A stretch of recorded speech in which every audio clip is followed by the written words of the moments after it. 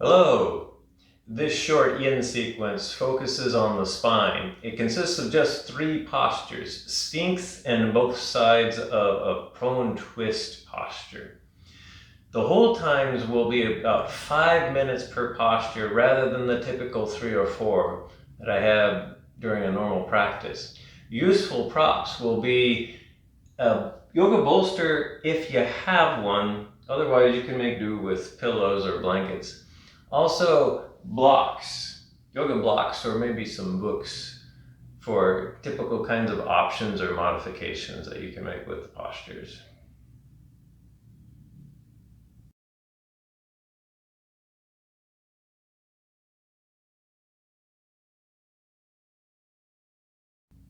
This practice starts right away with some prep work, and it'll end with just a tiny bit of integration, and then that's it, other than the 3 long-held yin postures. So a couple of things to remember of any kind of practice is always kind of watch and remember your breath. Breathing is always good, and set an intention for your practice. My intention is to just do some straightforward spine work, but you might have other intentions that you would like to honor too, so remember them.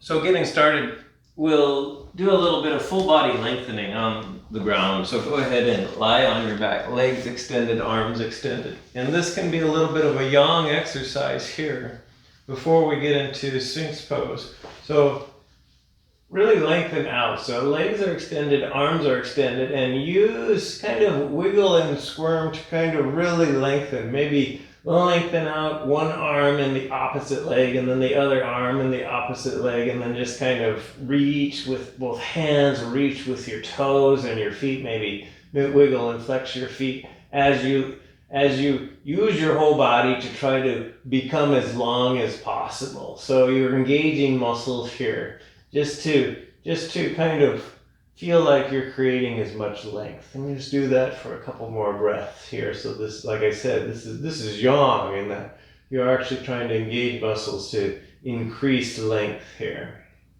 And then at some point, go ahead and roll yourself over to one side, bend your knees, and just bring yourself up. And then bring yourself into a Sphinx pose. So make your way onto your belly. Legs comfortably extended out behind you, and by comfortably I mean they can be close together, they can be wide apart here, and then bring your elbows underneath your torso. Shoulders about shoulder width apart, so you have to experiment where you need your elbows so that you can transmit your body weight through your arm bones so that your arm muscles don't have to do a lot of work. So maybe they're in a little bit closer or a little bit farther out or a little bit forward or a little bit behind. You can experiment. And then settle, release and relax the muscles in your torso so your spine sags till you start feeling some sensation somewhere. Now this is a spinal extension, a back bend here. And so typically a lot of us will start to feel a light compression in our lumbar and our sacral spine here. However, you might have a lot of tightness in the front of your torso, so you might feel some tension running along the front of your torso. I don't have your body, I don't know what you're feeling, but you do. And so honor wherever you're feeling it, because that's where your edge is here. So this is normal Sphinx. Head can be up. That's a little bit yang to keep the head up. You can let your head hang. You can put a prop underneath your head here. And so this is basic Sphinx here. And I'll go for about 5 minutes in this pose, which is typically a little bit longer than normal postures. But we're only doing 3 yin postures for this simple practice here. So if this is a good edge for you, stay here. Otherwise, what I'm going to do is I'm going to go through some options and some modifications for you to think about here in Sphinx here. So if this is too intense, if this is creating pain or trauma somewhere, then typically you want to lessen the degree of the back bend, and the easiest way to do that is to just let the elbows come forward, however far they need to. You can even put a bolster underneath your upper body and just rest on the bolster. For some people, just lying directly on the prone on the ground is enough of a back bend for them. So you get to decide. Notice that I'm decreasing the angle of the back bend. So if you're here in Sphinx and you're not feeling anything and you'd like to feel a little bit in Sphinx, then you want to increase the angle of the back bend.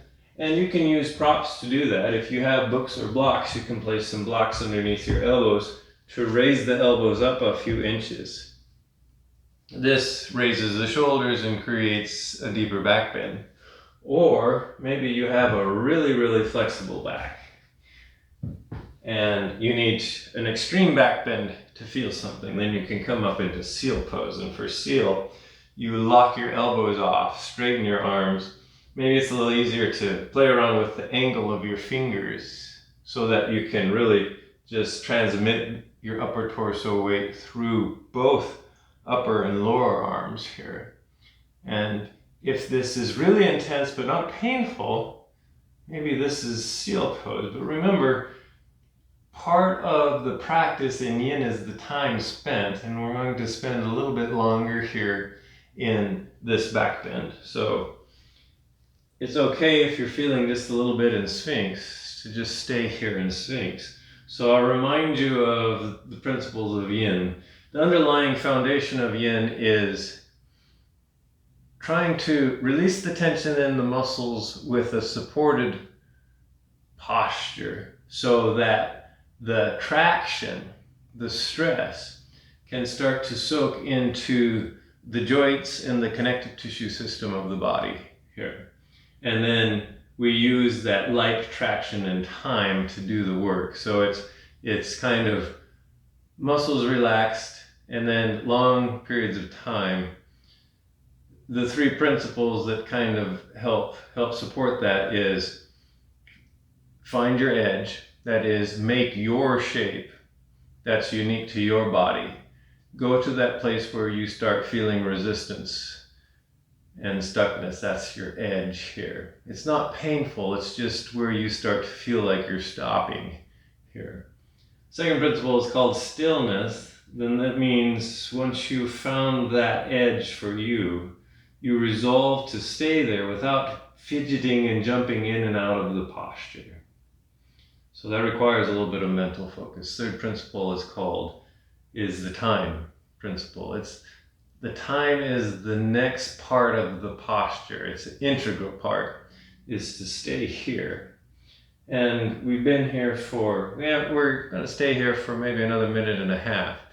Now, maybe you decided that 5 minutes was way too long, and if it is, then you can go ahead and come out and rest. But if you can go a little bit longer, then maybe stay for another minute or so. Maybe you need to adjust your edge here. Maybe you need to go a little bit deeper or less deep here. So this is a back bend. Another term that yoga instructors use are heart openers. So a heart opener is basically a back bend, or anatomically speaking, it's an extension of the spine. So the spine is extending in a back bend. This is a yin back bend. So we're just staying here and creating the back bend through the support of our arms and the floor. There's active yang back bends that we're probably all familiar with too, like bow pose and cow pose here. These are all kinds of spinal extensions, often called heart openers, and if you have more stiffness in the front of your torso than your back, then you might feel that heart opening as this stuckness in the front of the torso. And so notice that. Notice and pay attention to it. That's yoga here. So a couple more breaths here in Sphinx. And if you actually did spend the whole 5 minutes here in Sphinx, then give yourself permission to very slowly come out of this pose. I would recommend just slowly lowering yourself all the way to the ground, no matter what kind of version of Sphinx that you made, and just stay here for a while to notice the reverberation, notice the rebound effect. of staying in that posture for so long. By the way, you can maybe relieve your low back by bending and sliding up one knee up alongside your hip like this. This is a hip opener that is a low back opener basically. It kind of might relieve some pressure here. So just a couple breaths here, and then go ahead and slowly bring yourself up. And then we'll get ready for a spinal twist. And this is where I'll use a bolster here. So if you have a bolster, and you can determine whether you want this bolster or not. Here, I'm going to suggest using a bolster or some pillows. I've seen a lot of people practice the spinal twist with no props, and they're fine with it. It might be too deep for some of us. So maybe start with a bolster, and if you're not feeling much, then you can try a bolster. I find this twist to be fairly deep when you stay in it for a goodly amount of time. And in this practice, goodly is about 5 minutes. So you'll sit with the outside of your hip, this is the left side of my hip, next to the short end of the bolster. And then you'll bend your knees and sweep your shins back so that your knees are pointed perpendicular to the long area of the bolster here. And then I like to grow myself up tall, create a nice long lengthened neutral spine because it makes it easier to twist. And then I begin the twist from my upper body and kind of transmit it down my spine. So I start up from my upper ribs and I begin to turn towards the bolster. So we're creating the spinal twist here. And you can kind of use your arms to help aid the twist. At some point, can't go anymore, you feel a little bit stuck. And so the next procedure is to slowly lower yourself down onto the bolster here. And this is where we'll stay in the twist. And the idea here is if you can get your upper body completely twisted, it can rest prone on the bolster. And then the rest of the twist is kind of propagating down the rest of your torso. This is where you have a decision to make. If you want to twist the cervical spine, which is the spine in the neck. Now, if you want a complete twist, you turn your head away from the knees like this. But for some of us, that might be too severe on the neck. And so if that's your case, then just turn your head the same direction as your knees here. You're still getting the twist down through the rest of the torso. It's just now your neck can be nice and neutral. I'm going to leave my neck this way just so I can talk, because if I turn the other way, it might be too much of a twist. I might lose my voice here. And so you can, if this ends up being kind of a good posture. By the way, let the bolster and the floor do the supporting. So maybe rearrange your arms so that they're more comfortable in just being supported by the floor. And then just stay here. So again, this will be a 5-minute hold, but you can come out whenever your body is telling you that it's time to come out. By the way, your mind and your emotions are a part of your body. So they too can tell you when to come out of the posture. You might have to come out sooner than when I say this is a good time. So you can get to be the judge here. So again, if you've decided this is a good edge and you're nice and still, noticing your breath, stay here. This is where you stay. Me, I will again talk a little bit about modifications here. So maybe you don't have a bolster, so you can certainly do this, but you would like some soft padding underneath your torso. So you can certainly do this with pillows. So I can just grab a few pillows here and show you that this is, take a pillow, maybe make a T shape. And this is a little bit deeper posture, so that I might feel a little bit more, might get more into your spine, but you still have kind of some soft things to lay on here. So again, just what you can do if you have pillows or some blankets here. maybe you need to go less deep. Like you even have a bolster, and the bolster is like can't quite twist or get over all the way down, but maybe you have some blocks. So what you can do is you can make a ramp, and that might create conditions that are a little bit more accessible for your body. So you can take one block, put it on the high side, maybe another block, put it on the medium side, lay the bolster on the blocks so that they're supporting the bolster, making a ramp, and then set up the twist in the same way. So this time twist, and then lay your torso on the ramp, the bolster that you made with the ramp. This might feel like it works much, much better for you. So that's what you can, these are just creative constructions that you can make with props here. And then one final suggestion is, this is a very deep twist, even though it looks fairly simple and straightforward, and it might not be, just might not be able to do any version of it, in which case I would say do a seated twist. Come to a comfortable seat. And this is a little bit long because you're sitting up. You have to have muscles to create a nice long spine, and then come into a gentle twist. Again, transmit from your upper body down into your lower torso here, and just go as far as you go until it feels okay for you. Since this is young in nature, I would just say stay here for a couple minutes and then come out, shake it out, and do the other side here. So it's something to do if this long-held yin postures are just getting too much in the twists here. So if you are still in this kind of prone bolster twist here,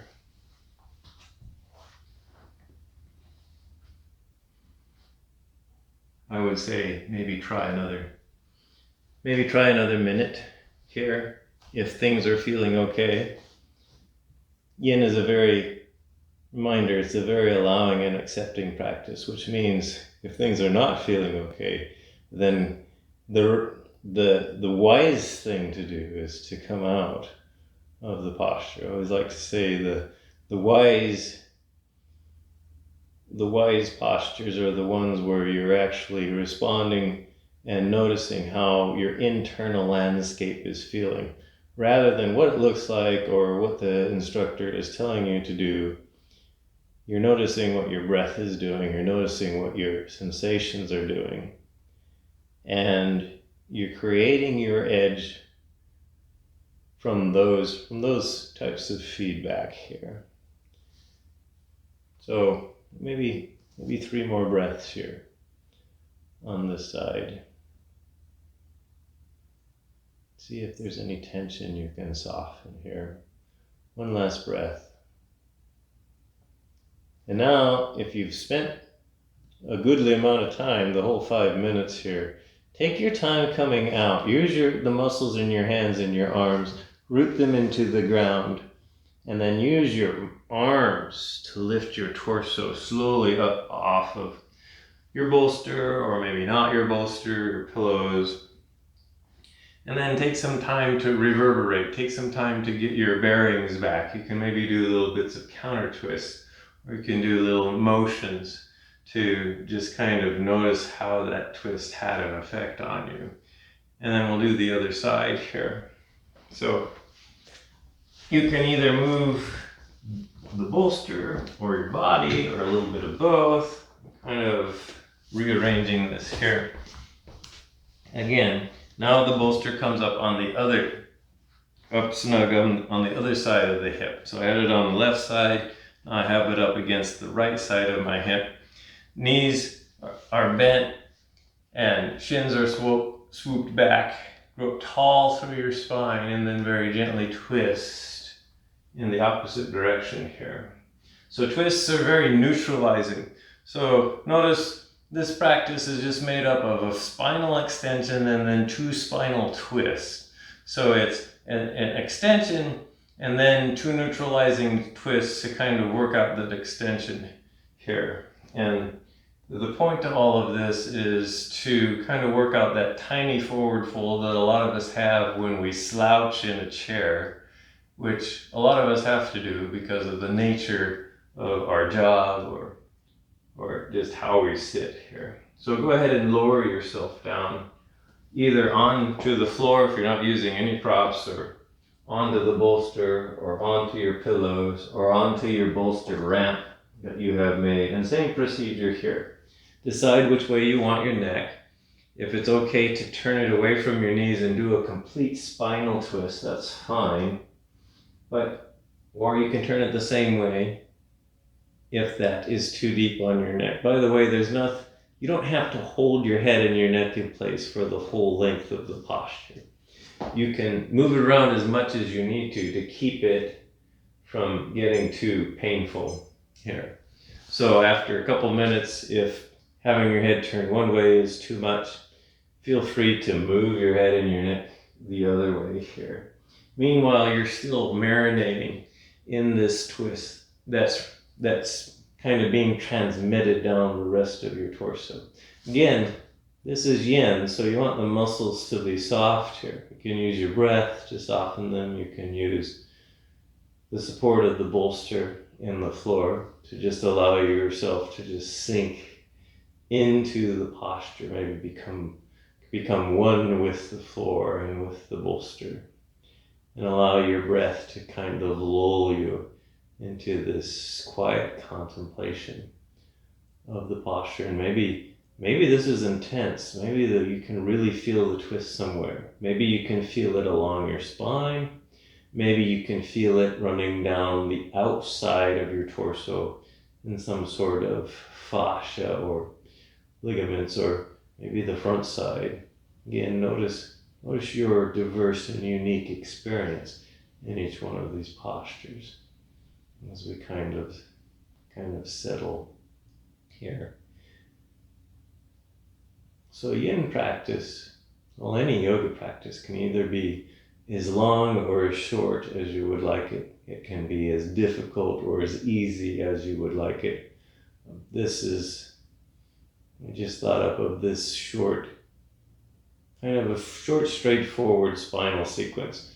You really want to focus on kind of an area of the body. I just thought, well, you can do a really long spinal sequence, but also do a really short one. In fact, you could just do Sphinx. I always like to tell people, particularly those of us who spend a lot of time maybe sitting in a chair at an office desk, if you have just 5 minutes to do yoga, Sphinx is a good spinal extension to do, just to kind of counteract the slight forward fold that a lot of us have when we're seated in a chair. Now, it doesn't fit all of us. Some of us have a lot of curvature in our lumbar or low spine. So maybe Sphinx is not a good option. Maybe a forward fold, like caterpillar pose, would be a better idea. So this is where you start to figure out how to customize your yoga practice for your unique and diverse being. So we still got a couple of minutes to go for this 5-minute hold. Again, you don't have to hold it for 5 minutes, but that's what I'm thinking about doing here. And I guess while we're here, I'll ask, I call this the trick yoga question, just to remind oneself about how one's body actually works, one's spine works. So a good question to ask in a yoga class is, what's the most flexible part of the spine? And the knee-jerk reaction that we might think about if we're in a deep forward fold or a back bend is that our lumbar. Lumbar is maybe the most bendy part of the spine. Well, the lumbar is certainly more flexible in general, in extension and flexion, than the sacrum or the thoracic spine. But the part of the spine that has the most range of motion and movement is actually our cervical spine, and our cervical spine is the part of the spine that runs through the neck. If you think about how the range of motion of your head to look from side to side and up and down, it's incredible compared to the rest of the spine. And so the answer to the trick question, just in case you got caught off guard, is actually in the neck here. Now, different parts of the spine have different ranges of motions. For most people, most of your twist from other than the neck comes from your thoracic spine. You get a lot of twist in the neck, but if we don't consider the cervical spine, then the thoracic spine usually has more twisting action in it than the lumbar spine. And so when we twist, most of us are getting most of the twist out of the thoracic spine. This lumbar spine twists a little bit, but not too much. It's better at flexing and extending here. So just one more breath on this side. And then same procedure. Take your time coming out. It was a long time, good solid 5 minutes on that side. So plant your hands, use your hands to slowly bring yourself all the way up. And then when you get there, this is a little bit of time for free-form yoga. And by free-form, I mean really notice where the imbalances are. Maybe you want to do a good old counter twist just to work out the kinks. Or maybe you need to do some lateral bends. If you're a beginner, it's hard to figure out what you need to do. You need to really pay attention to your sensations and then do some counter movement for that. I'm going to suggest, just to end practice, with a pose. It's wide-legged child's pose, but I like to call it Warrior 4. So come on to hands and knees, and then bring your knees out wide. Usually the typical cue is mat width apart, but maybe your knees need to go wider or less wider than mat width. This is where you experiment. And then lower your torso forward and extend your arms forward. So depending on your body, this can generate a lot of different situations for your spine. So what I've noticed is the reason that us instructors have people do this is because it creates a relatively neutral spine for most people. But not for everybody. A lot of people are in a slight forward bend in this posture. Some people they have such a flexible spine and flexible hips that they're actually in a back bend in this posture. It doesn't really matter. Notice what the state you think the state of your spine is in this pose. And again, we're just here for kind of a quick neutralizing counter pose here. Maybe one more breath and then slowly bring yourself up. And that's the practice. If you want to end with a little bit of breath work or meditation, please feel free to do so. Otherwise, I hope you have a wonderful rest of your day. And always remember, the universe is ecstatically joyful that you are here.